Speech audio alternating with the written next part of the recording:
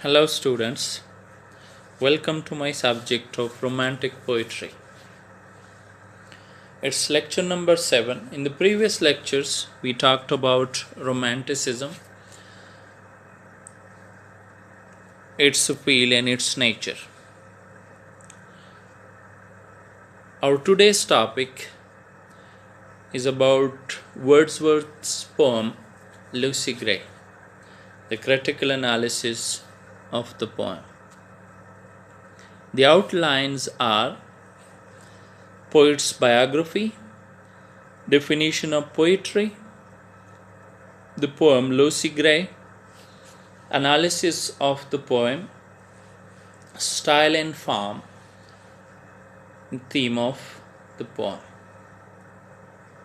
Let's talk about William Wordsworth. William Wordsworth was born in April 1770 and died in April 1850. He was a true romantic poet. He started the romantic movement with his publication of lyrical ballads in 1798. William Wordsworth was one of the founders of English Romanticism and one of its most central figures and important intellects. He is best known for his lyrical ballads co-written with Coleridge and the Prelude, a romantic epic poem chronicling the growth of a poet's mind. In the lyrical ballads, William Wordsworth wrote Lucy's poem, where his love for nature in the view of nature as freedom, which he often presents in his poems, was deepened after a major change occurred in his years of adolescence after the death of his father. He was a true romantic for his love of nature. Nature for him was carrying a spiritual power. Language and style. Lucy Gray Lucy's poems are lyrical in form. The poet uses lyrical ballad as to enable the free flow of his feelings in a controlled or formal setting.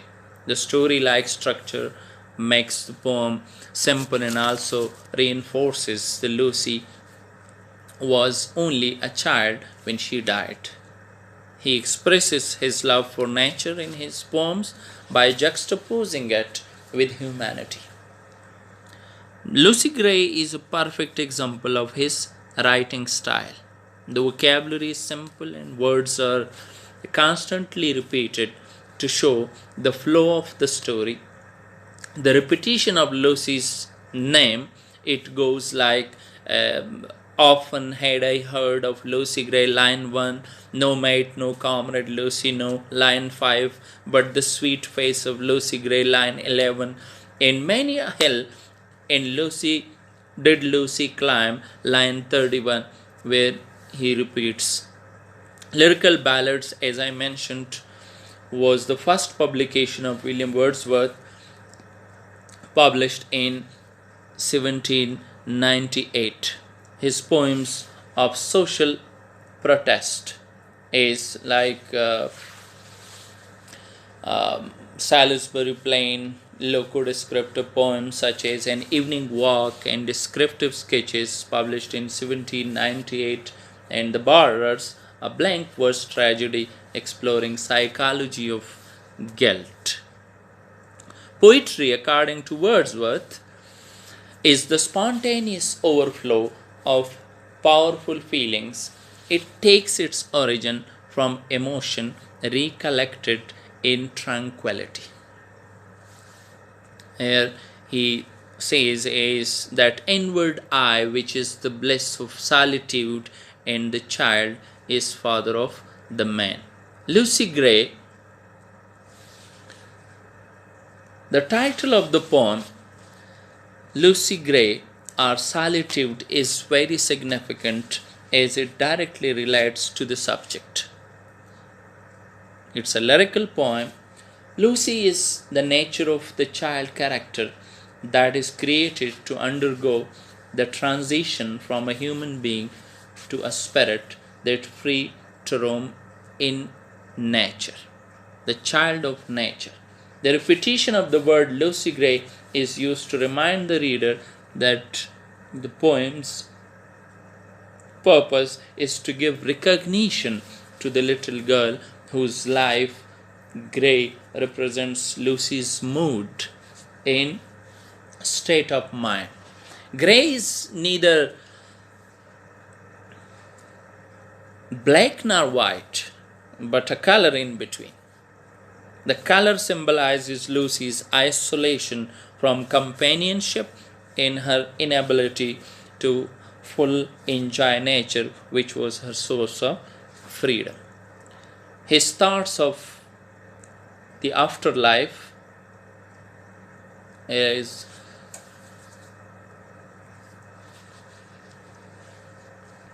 William Wordsworth's poetry, such as Lucy Gray, know that the death of a child is a common theme throughout his works. Wordsworth suffered the loss of his own son and daughter, and those deaths seem to forever haunt him. His works of poetry are filled with themes of death. Sometimes he finds comfort in thoughts of the afterlife.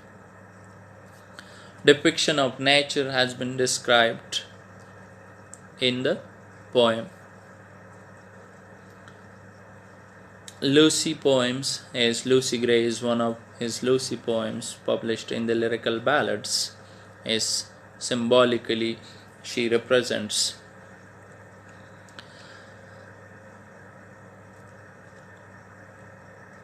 his love for nature. No critic has ever made a strong stance on the recognition of Lucy Gray.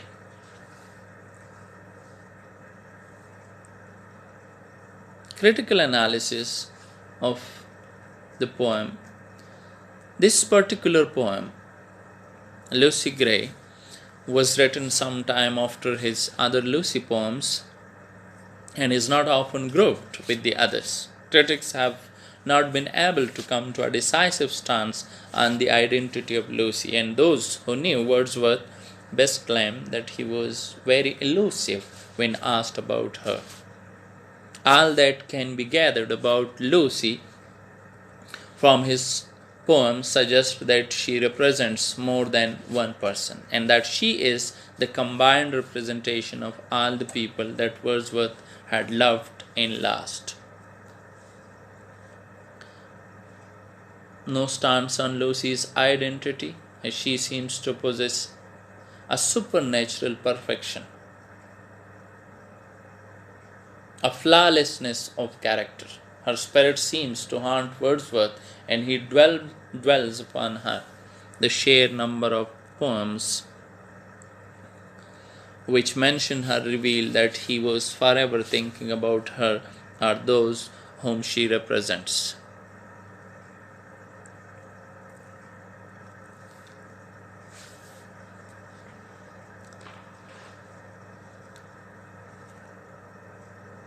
Stanzawise analysis, stanza 1.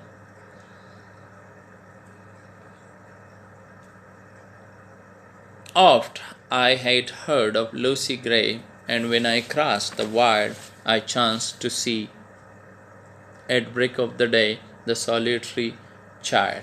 This stanza provides the setting and the foreshadowing for the rest of the poem. The reader knows that Lucy Gray has been heard of before and often. The speaker then claims that he saw the solitary child right at break of day. At this point, the speaker does not reveal why he has heard of Lucy Gray, nor does he reveal why her is worth mentioning. The first stanza simply strikes up curiosity about Lucy, sets her up as an important figure. Stanza 2. No mate, no comrade, Lucy knew. She dwelt on a wide mirror, the sweetest thing that ever grew. Beside a number, beside a human door. This stanza continues to create curiosity about Lucy. The speaker says that she has no mate and no comrade. This corresponds with his description of her in the previous stanza, a solitary child. Then he says that she dwelt on a wide moor. It is a strange thing to imagine a child with no friends or family, alone and living outside. One might begin to think that he is describing some kind of feral child. But line 3 of this stanza contradicts that idea entirely. The speaker says that she is the sweetest thing that ever grew beside a human door. It seems strange that she did not grow inside that door, since she is a human child. The speaker has already mentioned that she dwelt among the moor. These two descriptions cause the readers to wonder about Lucy and her strange identity.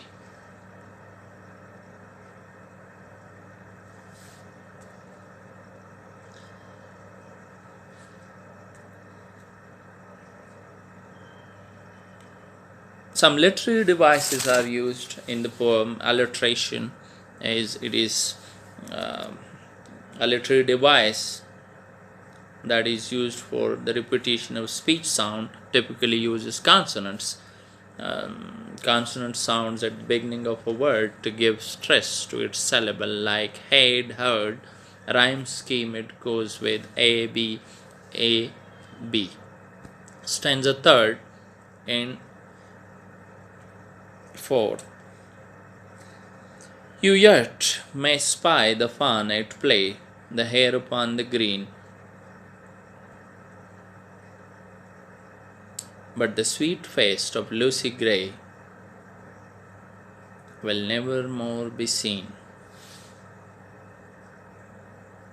Here, the speaker talks directly to the reader and says that they may spy the fawn at play, and that they may catch sight of a hare upon the green, but that the sweet face of Lucy Gray will never more be seen. With this stanza, the speaker reveals that something has happened to Lucy Gray. The theme of death is symbolized in the title of the poem and then re-established through the use of other symbols and lines of the poem, like but the sweet face of Lucy Gray will never more be seen. These lines establish the death of Lucy. Stanza 4.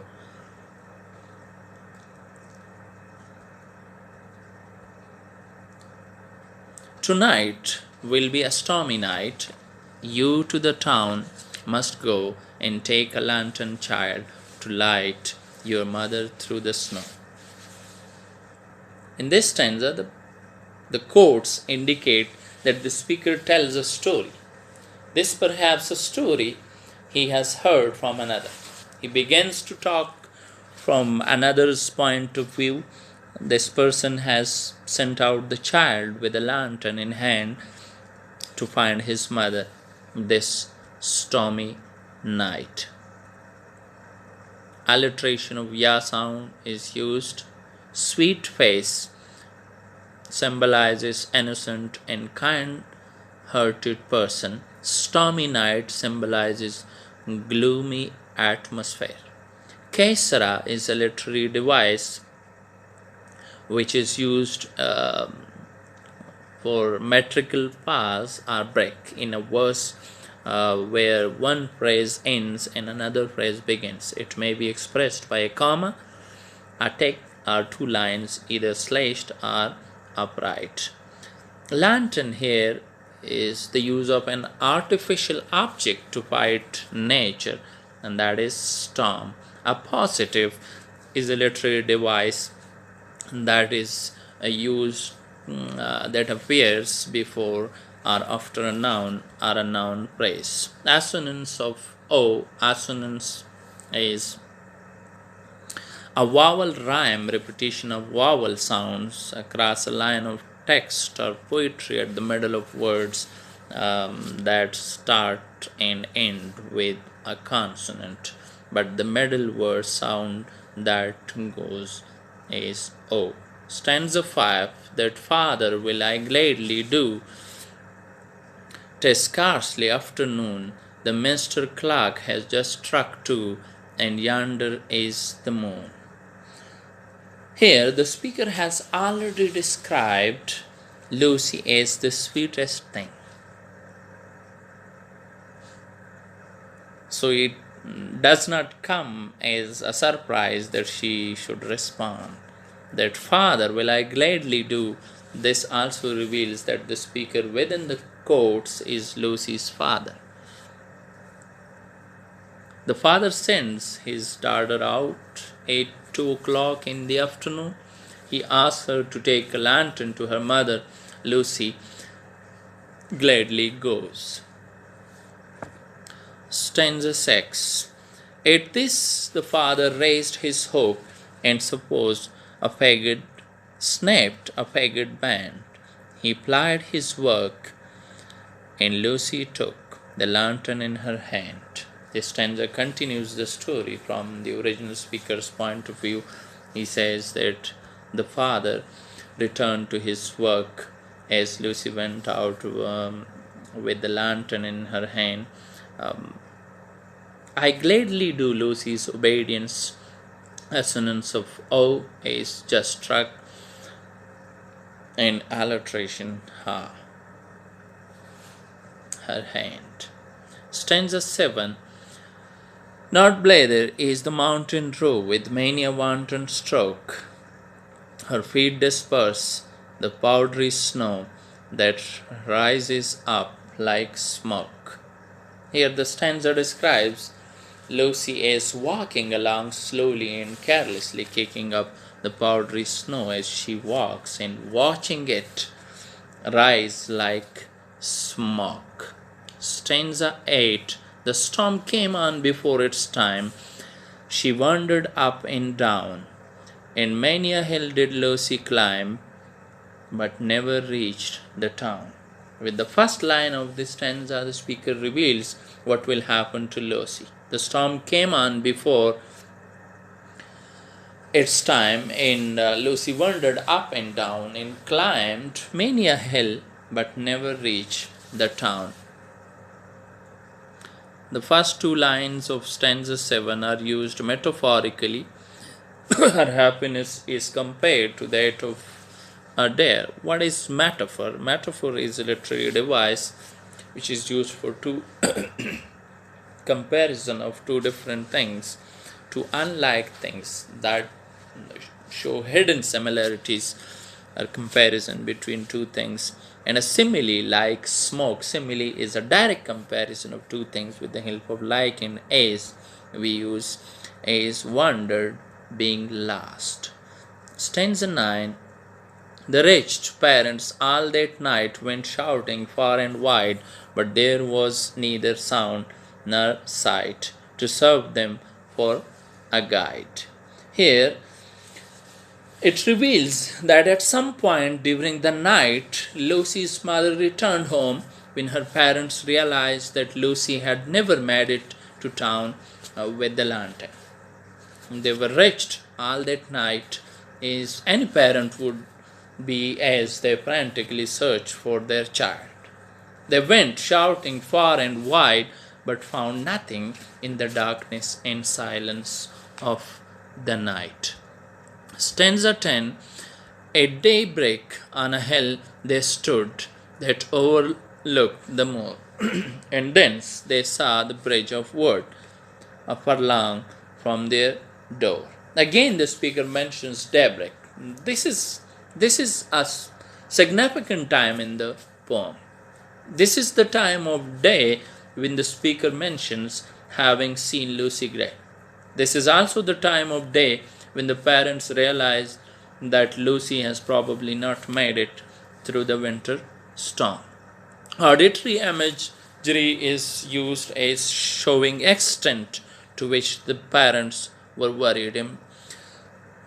To serve them for a guide, last line of stanza 9 implies that they were last. Personification is used, assonance of O, alliteration of the and sa sound. Stanza 11. They wept in turning homeward, cried, in heaven we all shall meet. When in the snow the mother spied the print of Lucy's feet. At this point, the parents weep and give up their search for Lucy. They turn home and cling to the hope that they would meet with their daughter again in heaven. In heaven, we all shall meet is used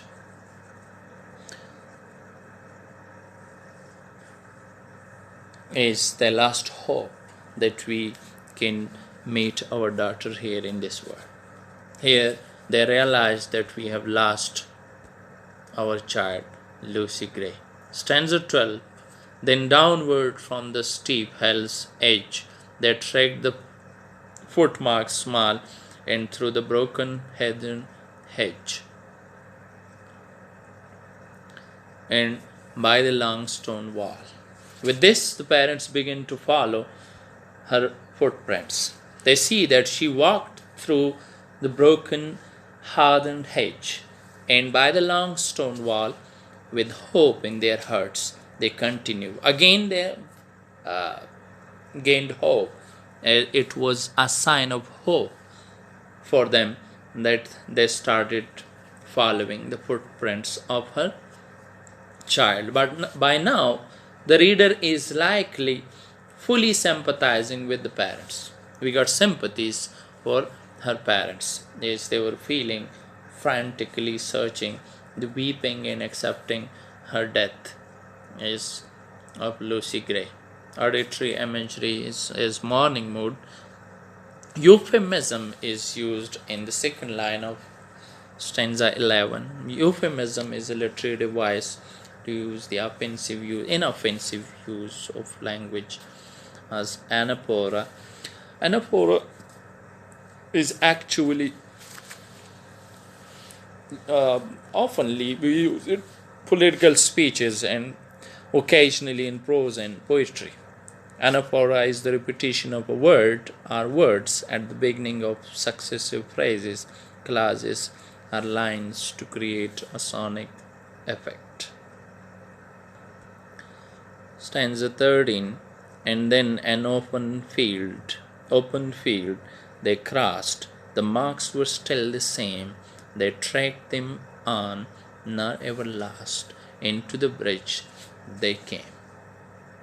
The tracks were followed till the bridge that broke. The parents track her prints all the way across the field and to a bridge. The readers can imagine the way the parents must be feeling as they followed their daughter's footprints and were forced to imagine her trudging through the snowstorm, lost and afraid. Stanza 14. They followed from the snowy bank those footmarks one by one into the middle of the plank, and further there were none. This stanza invokes the feeling of intense loss. While the parents follow the footsteps of the child, there is hope that she might be found alive at the end of those footprints. Instead, the prints led the parents to the middle of the plank on the bridge, and suddenly the footprints stopped. The only conclusion is that Lucy fell off the bridge. Bridge, a symbol of barrier between life and death. One by one is a repetition used there. Stanza 15. Yet some maintain that to this day she is a living child, that you may see sweet Lucy Gray upon the lonesome wild.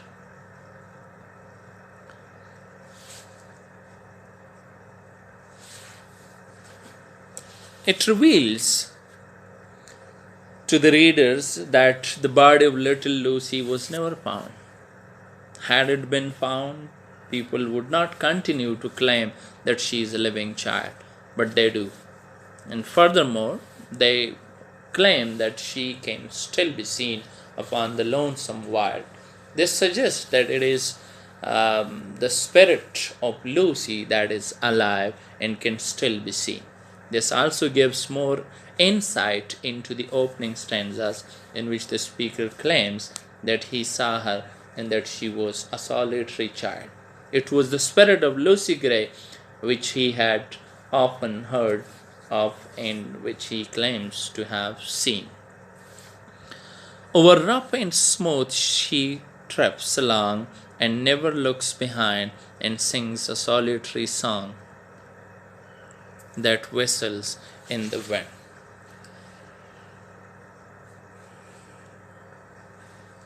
The repetition is used to give recognition to Lucy Gray. The tone of the poetic piece is reflective and light. The mood of the poem fluctuates between one of sadness and one of happiness.